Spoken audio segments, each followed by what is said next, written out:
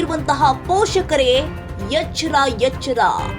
ನೀವು ಸ್ವಲ್ಪ ಯಾಮಾರಿದ್ರು ಕೂಡ ನಿಮ್ಮ ಮಕ್ಕಳು ಬೇರೆಯವರ ಪಾಲಾಗ್ತಾರೆ, ಹುಷಾರ್. ಸಿಲಿಕಾನ್ ಸಿಟಿಯಲ್ಲಿ ಮಕ್ಕಳ ಕಳ್ಳರ ಆತಂಕ. ಬೆಂಗಳೂರಿನಲ್ಲಿ ಇರುವ ಪೋಷಕರೇ ನೀವು ಎಚ್ಚರವಾಗಿರಲೇಬೇಕು. ಕಣ್ಣೆದುರೇ ಕಳುವಾಯಿತು 2 ವರ್ಷದ ಮಗು.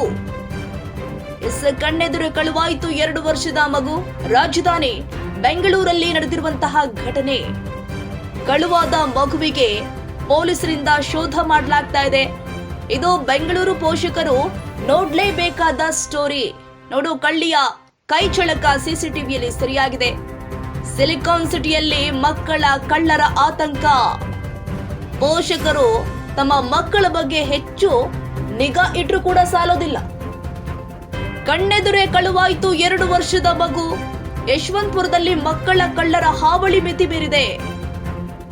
ಕಳುವಾದ ಮಗುವಿಗೆ ಪೊಲೀಸರಿಂದ ಶೋಧ ಮಾಡಲಾಗ್ತಾ ಇದೆ. ಬೆಂಗಳೂರಿನಲ್ಲಿ ಇರುವಂತಹ ಪೋಷಕರೇ ಎಚ್ಚರ ಎಚ್ಚರ. ಮಕ್ಕಳ ಕಳ್ಳಿಯರು ಇದ್ದಾರೆ, ಹುಷಾರ್.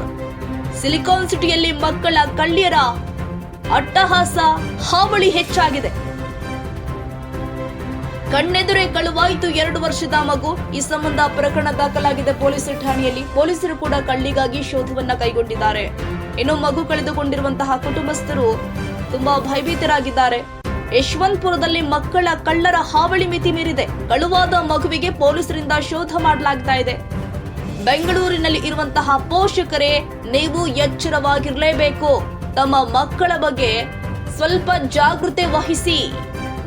ಕಣ್ಣೆದುರೇ ಕಳುವಾಯಿತು 2 ವರ್ಷದ ಮಗು. ಯಶವಂತಪುರ ಪೊಲೀಸ್ ಠಾಣೆಯಲ್ಲಿ ಎಫ್ಐಆರ್ ದಾಖಲಾಗಿದೆ. ಪೊಲೀಸರು ಕೂಡ ಪ್ರಕರಣ ದಾಖಲಿಸಿಕೊಂಡು ತನಿಖೆ ಕೈಗೊಂಡಿದ್ದಾರೆ.